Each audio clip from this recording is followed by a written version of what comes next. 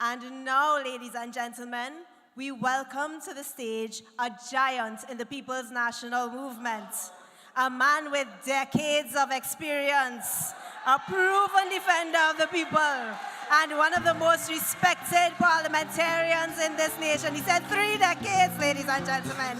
He has served with distinction as Minister of Finance, guiding this country through some of its toughest times. Tangu could never, with steady hands and unshakable resolve. Please join me in welcoming the Member of Parliament for Demo Martin Northeast and Deputy Political Leader for Legislative Affairs, the Honourable Colm Imbert.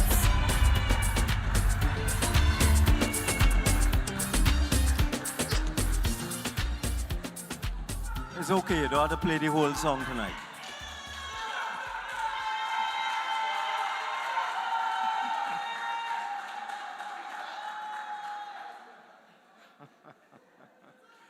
Thank you. I assume that our esteemed leader will arrive in the middle of my presentation, as usual. So I will simply acknowledge the political leader of the People's National Movement and leader of the opposition, Penelope Beckles-Robinson, who is on her way and bound to arrive soon, and everybody else. Now, the present administration is really struggling. It's obvious, they're struggling. Every day we get another story, a new story about somebody who didn't get their salary, about somebody who didn't get their benefits. I see you all going out already, so they... I think all has time this thing, you know. Anyway, every day we have a new story. Salaries being paid late, salaries not being paid at all, deductions not being made, standing orders not being processed, people not getting their allowances, and of course, thousands of people being retrenched. Bills are not being paid. Suppliers are not being paid because the government is struggling. And there are many reasons why they're struggling. But one of the reasons is they made too many foolish promises. Far too many foolish promises. Promises that they could never keep. And I'll give you an example. In Trinidad and Tobago, we have been fighting to grow government revenue so that we could do a number of different things. And the PNM has done so much. And I want you to understand, when the PNM gets back into government, this is the way we will deal with matters. For example, in our 2015 manifesto, we said we would do a number of things, which we did. Reduce VAT to 12.5%. But we also said we would increase the personal allowance. Now that is the amount of money that is deducted from somebody's income before they have to pay tax. When we came in, the personal allowance was about $5,000 a month. It was actually $5,000 a month. What that meant is that if you earned $5,000 or less, you paid no tax. We systematically increased that. It went to $6,000. It went to $7,000. It went to $7,500. Yes. I know they will do me that.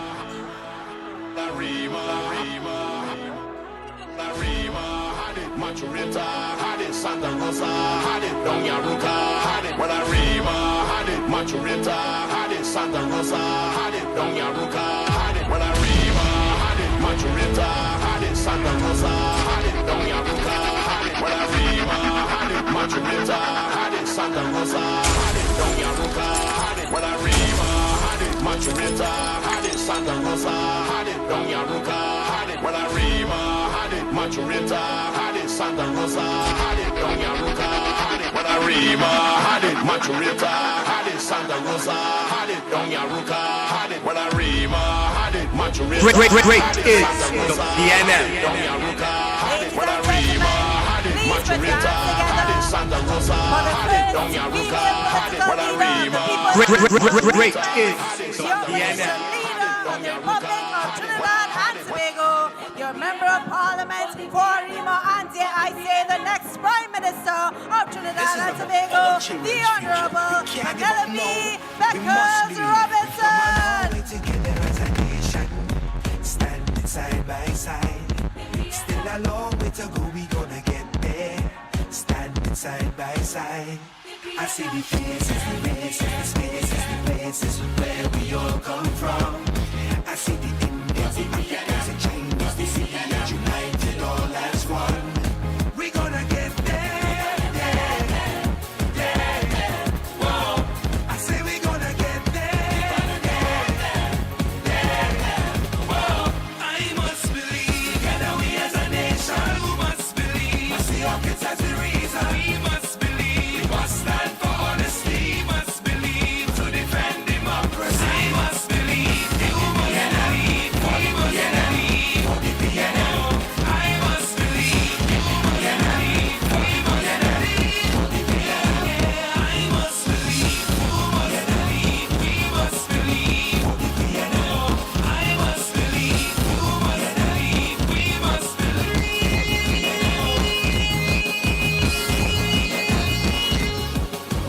This is our children's future. We can't give up, no. We must believe. We've come a long way together as a nation, standing side by side. Still a long way to go, we gonna get there, standing side by side. I see the faces, the races, the spaces, the places where we all come from.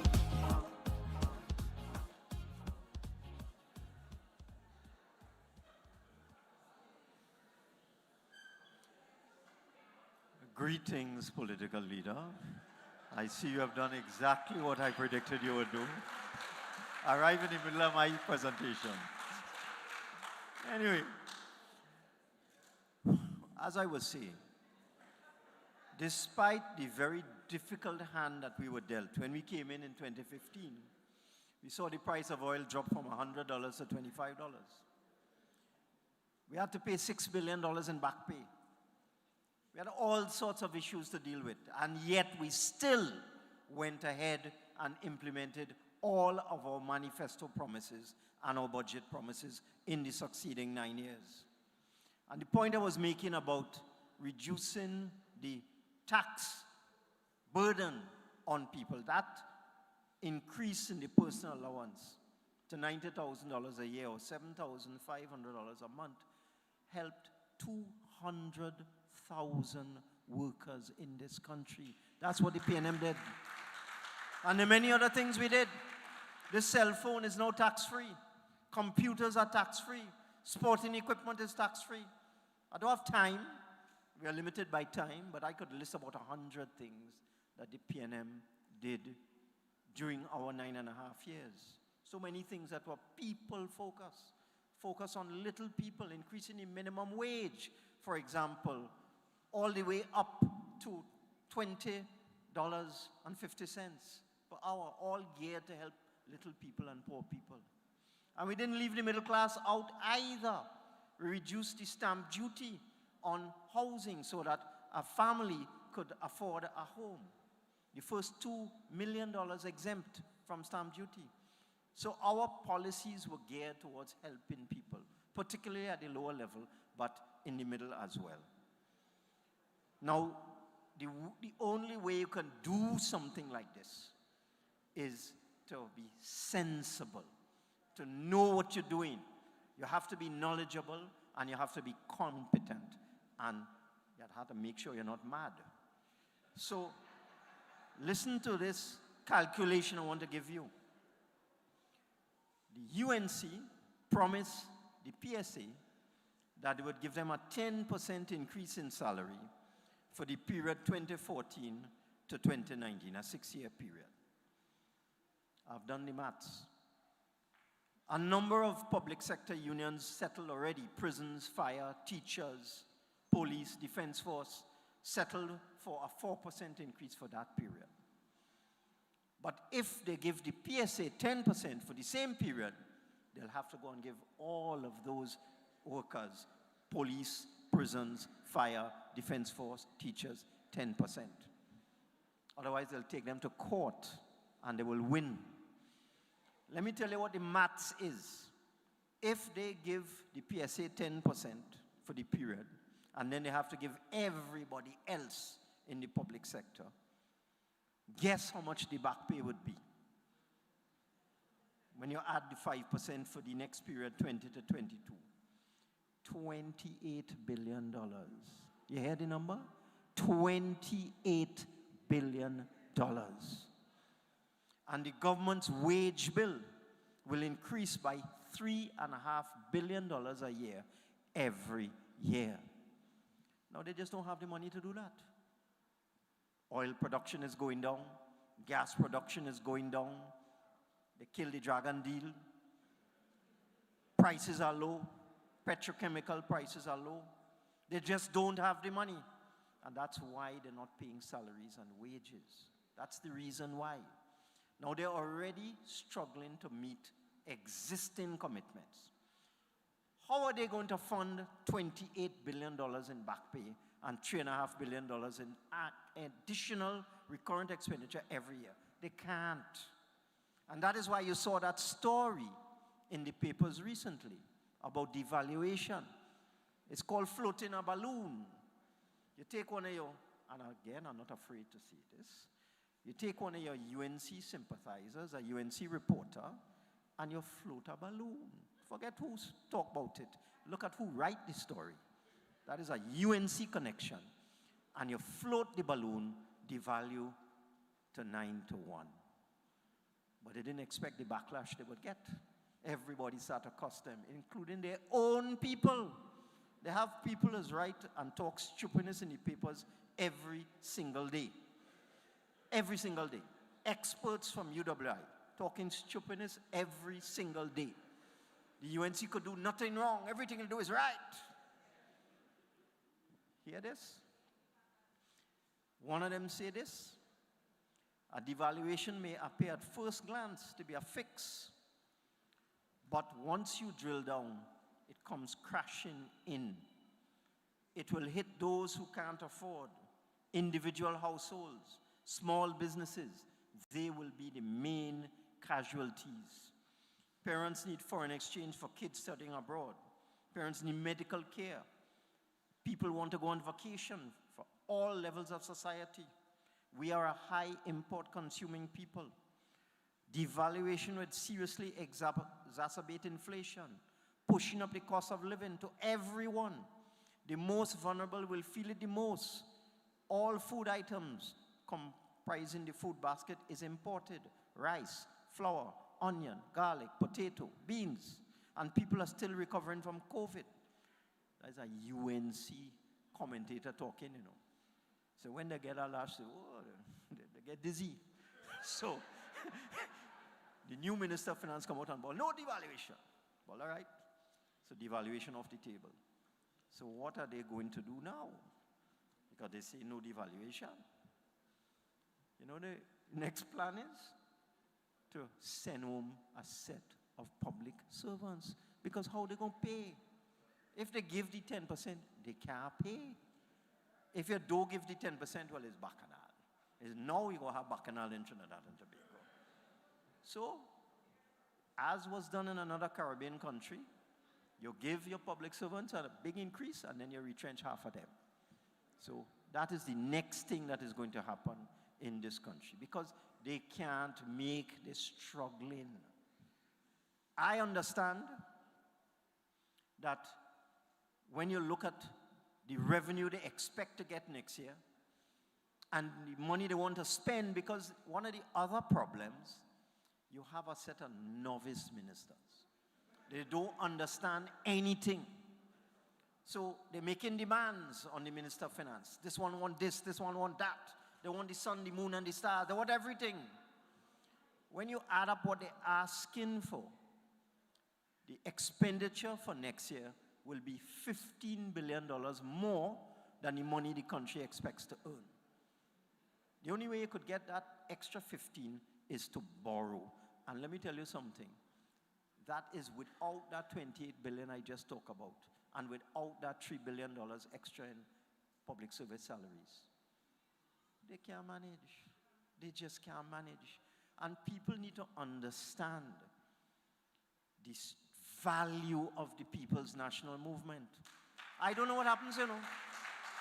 It's 3 times we call a snap election, and it's 3 times we lose. I hope you're listening, you know. Hope you're listening, you know. My political leader and my next prime minister, I hope you're listening. They call a PNM prime minister called a snap election in 1995.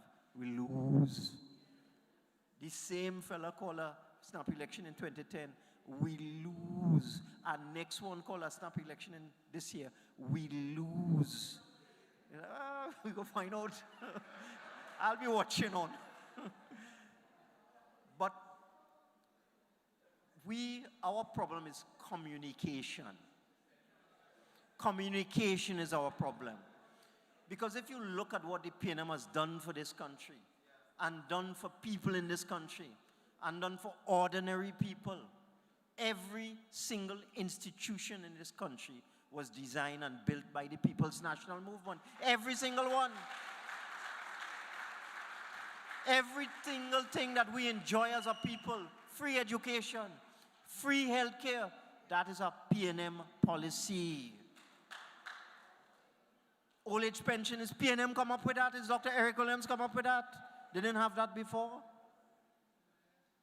So you have to wonder, when you look at everything that is happening in this country, the way the country has developed, the way people's income have improved, the way the services in the country have expanded. I remember as Minister of Health, I had a visit from a friend of mine in Jamaica. He was also the Minister of Health. Came for Carnival. And he said, he wanted to come and talk to me. I said, no problem, come down. This is 23 years ago we're talking about. Huh? And he's showing me, he said, look, this is what I plan to do in Jamaica. I have 5 medicines here, one for diabetes, one for high blood pressure, one for heart, and he's showing me. And I'm planning to go and subsidize it and see if we could reduce the cost to the population. I say, this time gas money flowing in Trinidad. Eh? So, I called my Mr. Manning. I say, I want to give free medication to people. That is how the chronic disease assistance program came. I thieved the idea from a partner in Jamaica. But they didn't have the money to do it. Eh? All he was looking to do was reduce the cost. I say, free, right? And so we started CDAP. And when we started out CDAP, it was just a small pool of people, a small amount of drugs, a small amount of money, about 20, 30 million. You know how much this country spends on CDAP now? $250 million a year. Free medication for hundreds of thousands of people. And there's no means test for CDAP. Eh? Anybody could get CDAP. So you see, when I look at that, and I look at what we have done in this country in terms of the benefits that people get, why it is PNM has lose election? It's communication. It's all about communication. And it's all about keeping connected to our base and keep it connected to the people. That's the mistake that we make. That's the mistake that we make. And, okay, thanks. Somebody sent me something today. And I know some people might get upset when I refer to this, but that's all right. That's too bad.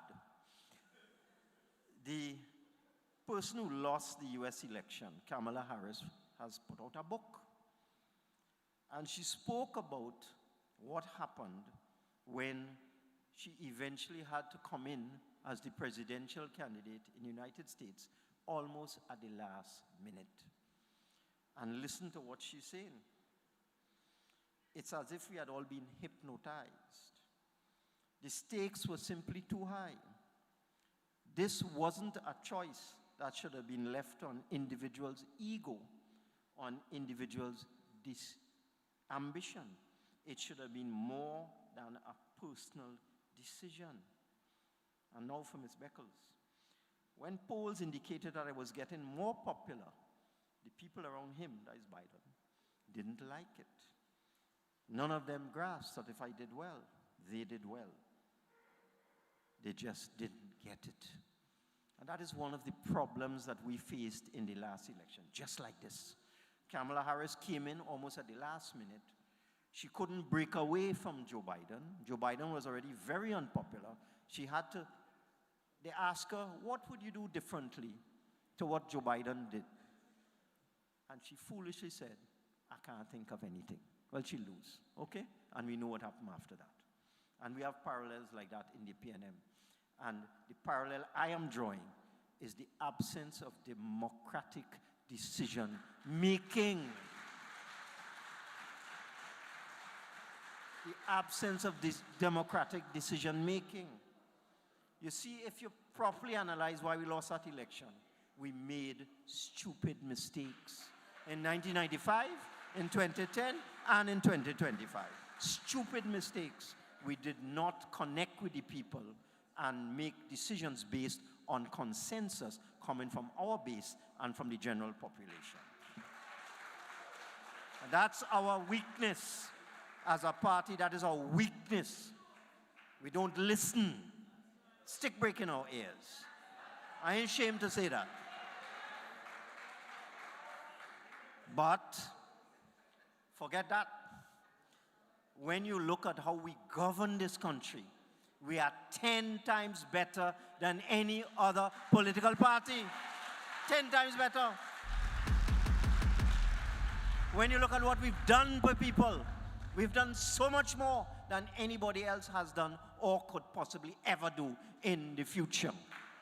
So going forward, Ms. Beckles, your challenge is communication and connectivity with the people of Trinidad and Tobago. And once you listen to them and you understand, you're bound to win.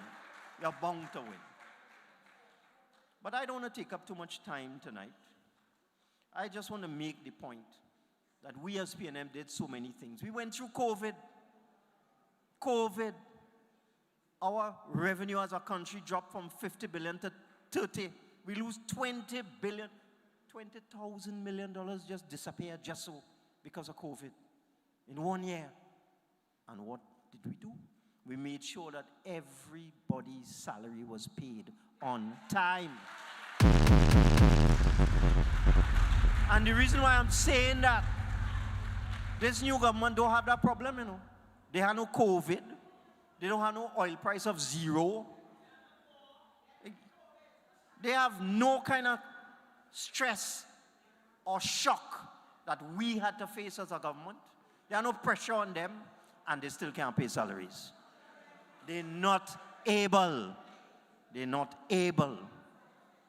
And I want to end this, my contribution, by talking about emerging corruption. How old is this government now? 4 months? 4 months, about 4 months. 4.5 months. I have a document, came to me in my mailbox.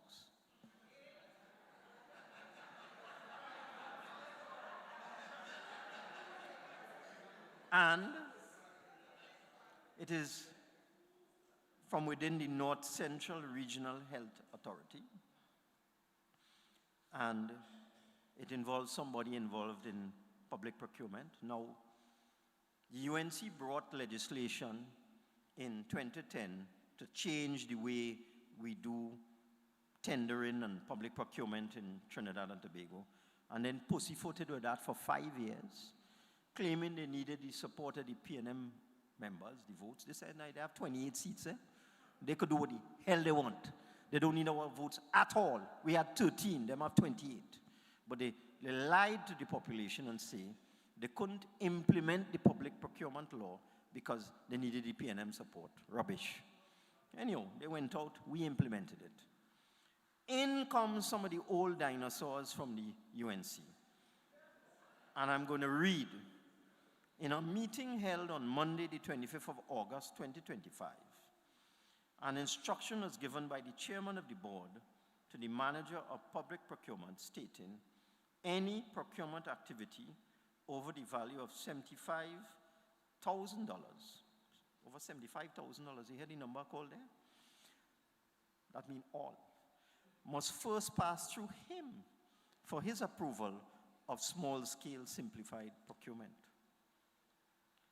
I am unable to follow this instruction, as this is a direct violation of the proclaimed Procurement Act. And this person and other people go on to make the point that this is deduced by the Office of the Procurement Regulator as collusion, and makes the point that in 2017, the Ministry of Finance said, the responsibility for procurement lies with the Chief Executive Officer or other designated official of the organization. It is to be noted, this official letter from the Ministry of Finance to all state enterprises and statutory authorities. There will be no involvement of the Board of Directors in approving contracts except for approving the policy on procurement. But then government for 4 months, and the chairman of a statutory authority is saying, all contracts of this type had to pass through me. In writing, all contracts had to pass through him for his approval. They start 4 months, they start. So it's not going to be easy over the next 4 years or so. It's not going to be easy. We'll have some tough times. But one thing I want you to understand is that when you elect a PNM government in the next general election, whenever that is, stay faithful to your PNM now. Don't get chained up. Don't get chained up. I mean, come on. I don't even want to go through the list of broken promises and nastiness that has taken place over the last 4 months. Everybody knows. But we need to speak to our people and get them to understand a simple little thing. Like a bird in the hand is worth two in the bush. Don't fall for false promises. And we have to educate our people. And we have to show them.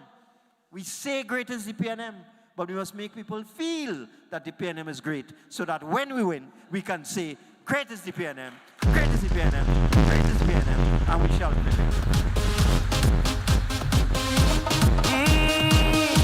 Yeah. Never let your problems get you down. Stay focused and hold your ground, because what will kill you should make you much, stronger. Deputy Political Leader Imbert, for once again bringing much needed clarity, truth, and experience to the table. Let's give him a well-deserved round of applause, ladies and gentlemen.